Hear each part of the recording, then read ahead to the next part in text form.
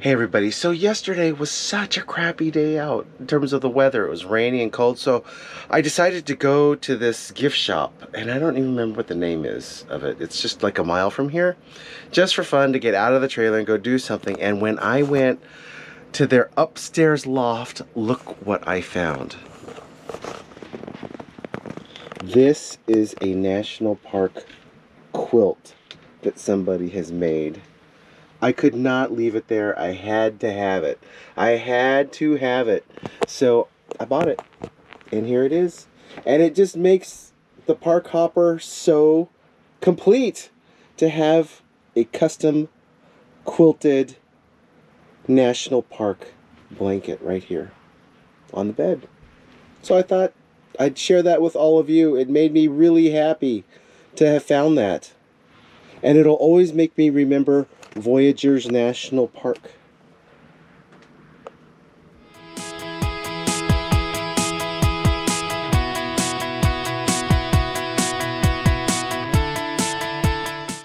I've never visited the Great Lakes region, and I am having the absolute best time here. After I left Sleeping Bear Dunes, I had some time to take the ferry out to Mackinac Island.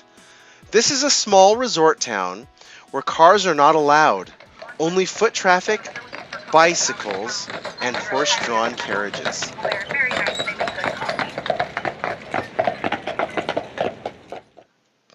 The crowds were pretty light on the day I was here, and even so, for some reason, if you can believe this, I was not really in a shopping mood. Maybe it's because half of the shops here are fudge shops. I don't really understand how this particular place has become fudge mecca, but there it is. I decided, let's just go for a walk and look around. The Grand Hotel is a Michigan icon, and if you're not a guest of the hotel, you can pay $10 to go inside and have a look around. Except that I didn't know that. And I just walked in the red carpet entrance, and no one said anything. I guess I look like I belong there. It was amazing inside.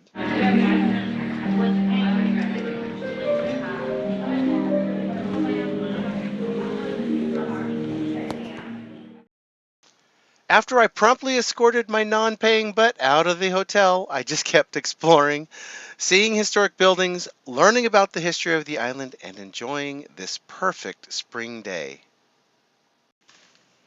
About a mile and a half outside of town is Arch Rock, a lovely hike with a challenging stairway at the end. This was a quiet way to enjoy Mackinac Island and get a little bit of exercise. In the end, I decided Mackinac Island has something for everybody. It has some hiking, it has some beautiful views, it has some shopping, history, great restaurants, and yes, it has fudge.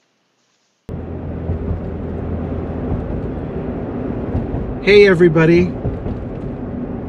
So remember episode 2 when I went over the Golden Gate? I was so excited because I'd never driven the Golden Gate Bridge before, and that was a first. Well, here is another first on a famous bridge. This is the Mackinac Bridge that connects the upper and lower peninsula of Michigan. And oh, fortunately for me, there is construction on the bridge, so we get to go nice and slow and just enjoy the view. But yeah, this is kind of cool and iconic, the Mackinac Bridge.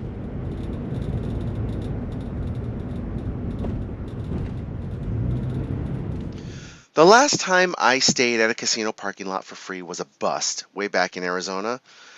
The Ojibwa Casino near Marquette, Michigan turned out to be a bingo. It was a really quiet and pleasant stay when I was here, and I got paid to camp here overnight. Okay, 2 new things you need to learn about me. First, Wonder Woman is my favorite superhero. Second, I'm really cheap. My general rule of thumb is that I would have spent $40 on an overnight campsite, so I am not going to lose more than $40 here. My plan is to put $20 up on the night when I arrive and $20 on the morning before I leave. Do I stop?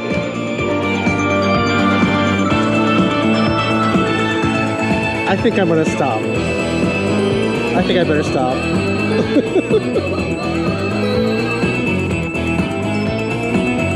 Yeah, I better stop.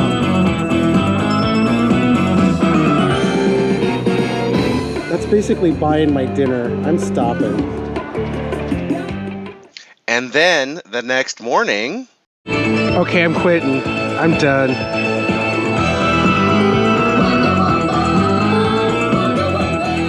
Yeah, that'll buy my breakfast. I'm good.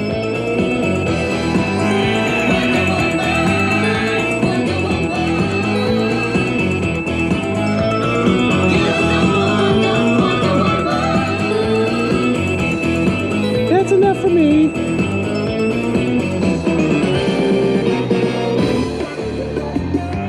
Thank you, Wonder Woman. Bye.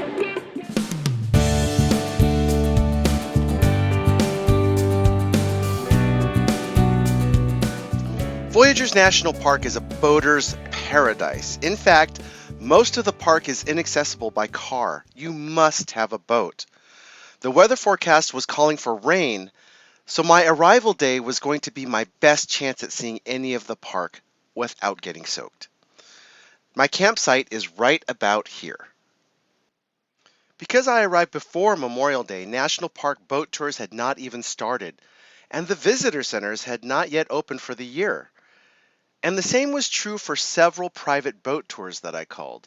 Except one. When I called Paul Peterson's Tours and Taxi, he had just gotten his boat into the water and said he was okay touring one guest around the park on the day I arrived. Thank you again, Paul, and my trip guardians. This, my boat tour, right up to the dock. I'm so excited. I'm pretty excited. Meet Paul and Joy, my tour guides for the day on this personal boat tour of Voyageurs National Park. And this is their golden retriever, Snowflake. Snowflake makes me miss Athena so much. I'm so glad they brought her along. They took me to popular destinations in the park. We stopped first at the Ellsworth Rock Garden. This garden was created between 1944 and 1966 by one-time resident Jack Ellsworth before it became part of the national park. The park has chosen to preserve it with the help of local volunteers who tend to the garden. Oh, too bad the flowers weren't yet in bloom. But having visited this location, now I understand the graphic on the quilt I just bought. As the day progressed, the sun came out, and I couldn't think of a better place to be than boating across this lake and enjoying the scenery and the fresh air. Our second destination was Hoist Bay, which originally was a lumber camp 100 years ago, and then it turned into a tourist resort until 1973. The cabins are open. You can go right in and check them out and get a feel for the history of this place. I'm thinking 3 bedrooms, a bathroom, knotty pine walls, with RV parking for my R-Pod. Yeah, I could probably live here. Now, speaking of living here, I.W. Stevens made his home here, where he lived off the land in a cabin that he built for himself.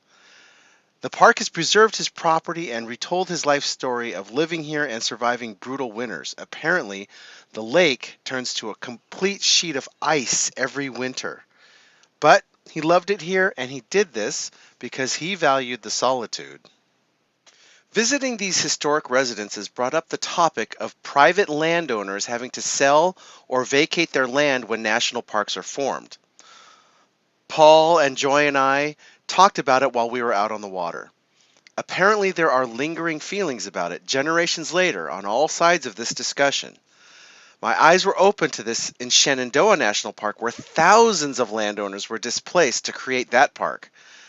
For visitors, we sometimes forget the sacrifices that had to be made to create these national parks. Skirting right along the border with Canada, our final destination of the day was the historic Kettle Falls district. Here you can go for a short hike to see the falls.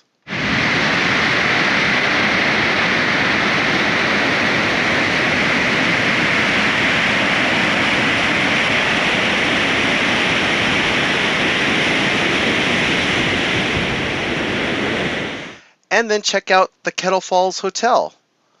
I was one of the first guests here for the year. And he just gave me a golf cart ride from the dock to the hotel. Here's the Kettle Falls Hotel. So I understand that they might have some food here, so I'm gonna check it out. I mean, you gotta while you're here, right? Paul and Joy told me the ice just melted away from the lake about 2 weeks ago, and things really pick up after Memorial Day. They told me it won't be long before this small bay to see the Kettle Falls Hotel will be packed with boats waiting to disembark tourists to see the hotel and have a bite to eat here. Made me glad I was here a little bit early. Is this kind of relaxing and kind of cool and kind of fun? I totally fell asleep on the way back. It was such a great day exploring the park by water. We left around 12:30 in the afternoon and I got back around 6:30 p.m., so it was a full day. We're returning here to the marina attached to the RV park where I'm staying, so I just have to walk from the dock back to the R Pod. Paul, Joy, and Snowflake were wonderful tour guides, and they told me I was the first person on their first tour of 2023. So thanks to you both, especially if you're watching. For my final day visiting Voyageurs, I saw a bicycle trail from the park's headquarters in International Falls leading to the Rainy Lake Visitor Center. Now, with all visitor centers set to open Memorial Day weekend, the only place to talk to a ranger is at the park's headquarters.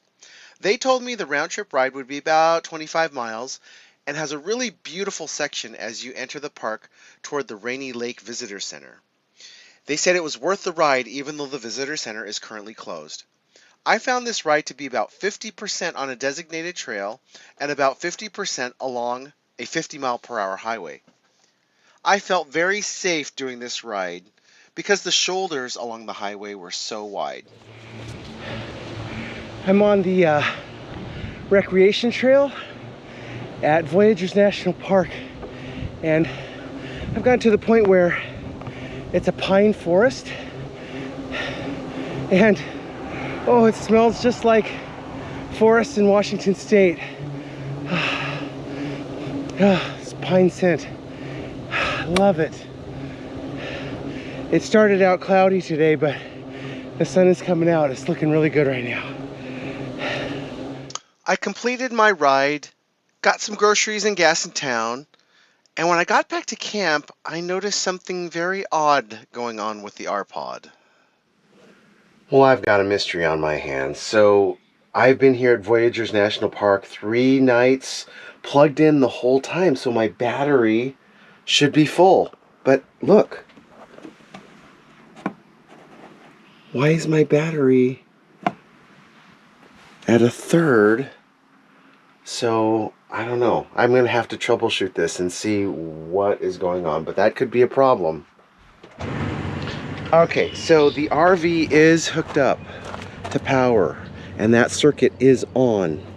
So I know that, you know, it's not an issue with getting electricity, right? Obviously everything's working in there, the lights, the power, the outlets, the heat, it's all working.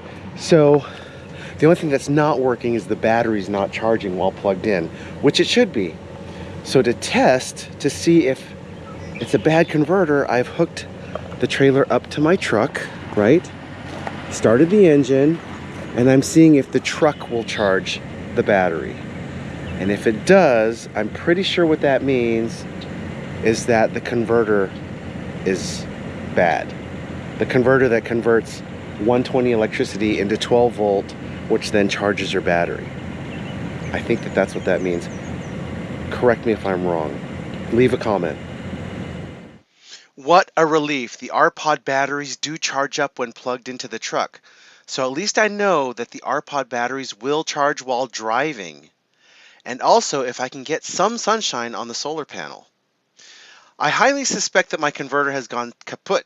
So to confirm this, I posted the problem to our RPod Community's Facebook group, and within moments had people responding with help and advice. I love our community. Everybody is so helpful.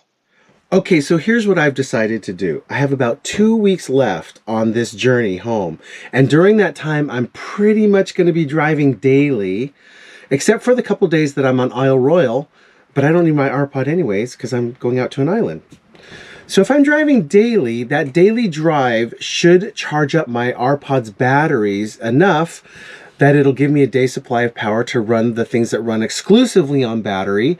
Those being things like the water pump, the furnace fan, the lights, the slide, the jack, and the refrigerator logic board, right? So those are things that I need to make sure I have enough power for. But since I'm driving daily, I should have enough power for those. You know, I'm really glad that this particular problem happened at the very end of my journey rather than the beginning. If this had happened at the beginning of the trip, I would probably have a really expensive road repair.